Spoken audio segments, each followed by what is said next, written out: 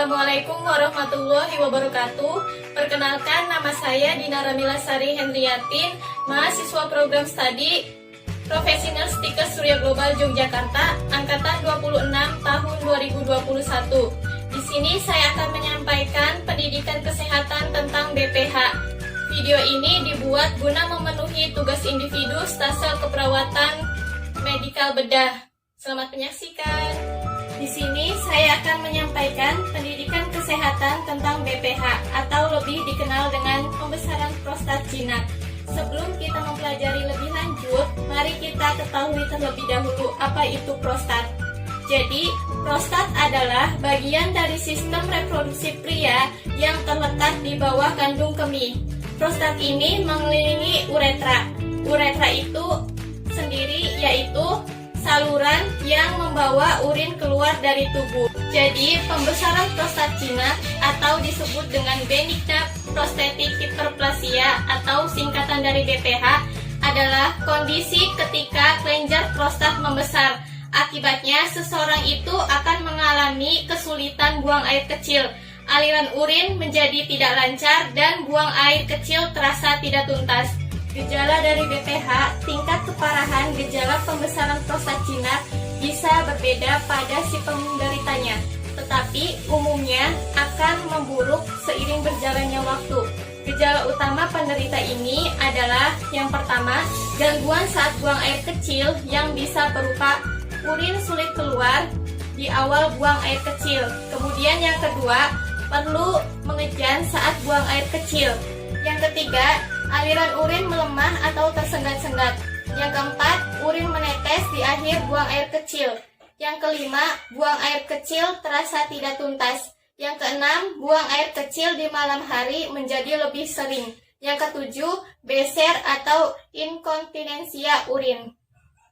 Kapan Anda harus periksa ke dokter? Segeralah periksa diri Anda ke dokter bila mengalami gangguan saat buang air kecil, terutama jika disertai dengan yang pertama, nyeri saat buang air kecil, yang kedua, terdapat darah dalam urin atau hematuria atau sperma atau hemastospermia, yang ketiga, urin tidak keluar sama sekali. Gejala-gejala ini juga dapat terjadi akibat infeksi saluran kemih, batu ginjal, bahkan kanker prostat atau kanker kandung kemih.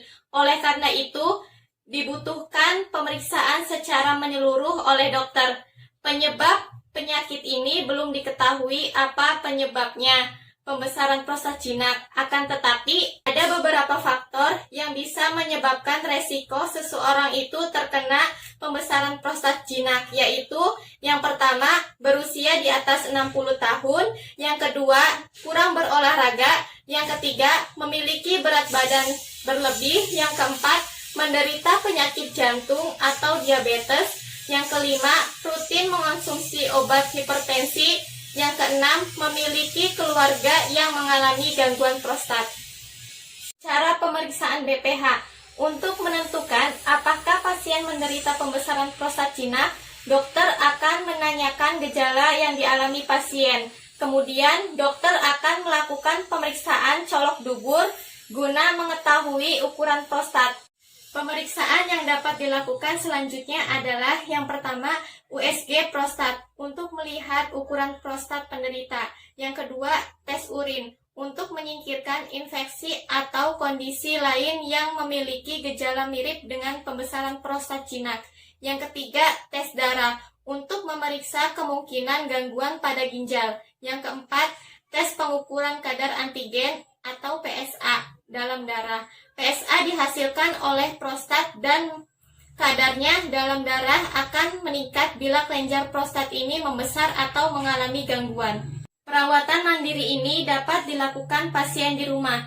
Bila gejala yang dirasakan tergolong ringan, pasien bisa melakukan penanganan secara mandiri untuk meredakan gejala, yaitu dengan yang pertama, menghindari minum apapun 1 atau 2 jam sebelum tidur. Yang kedua, membatasi asupan minuman yang mengandung kafein, karena kafein ini dapat meningkatkan keinginan untuk buang air kecil. Yang ketiga, membatasi konsumsi obat pilek yang mengandung dekongestan dan antihistamin, karena kandungan tersebut memiliki efek samping, yaitu menyebabkan seseorang sulit buang air kecil. Yang keempat, tidak menahan atau menunda buang air kecil. Yang kelima, membuat jadwal untuk buang air kecil, misalnya tiap 4 atau 6 jam. Yang keenam, menjaga berat badan ideal dengan menjalani pola makan yang sehat. Yang ketujuh, berolahraga secara teratur dan rutin melakukan senam Kegel. Senam Kegel yaitu senam pelatihan otot panggul bawah yang bertujuan untuk mengencangkan otot panggul bawah. Yang kedelapan, mengelola stres dengan baik. Terima kasih atas perhatiannya. Demikianlah pendidikan kesehatan yang telah saya sampaikan dengan tema BPH. Semoga video ini bermanfaat untuk kita semua. Kurang dan lebihnya saya mohon maaf. Wassalamualaikum warahmatullahi wabarakatuh.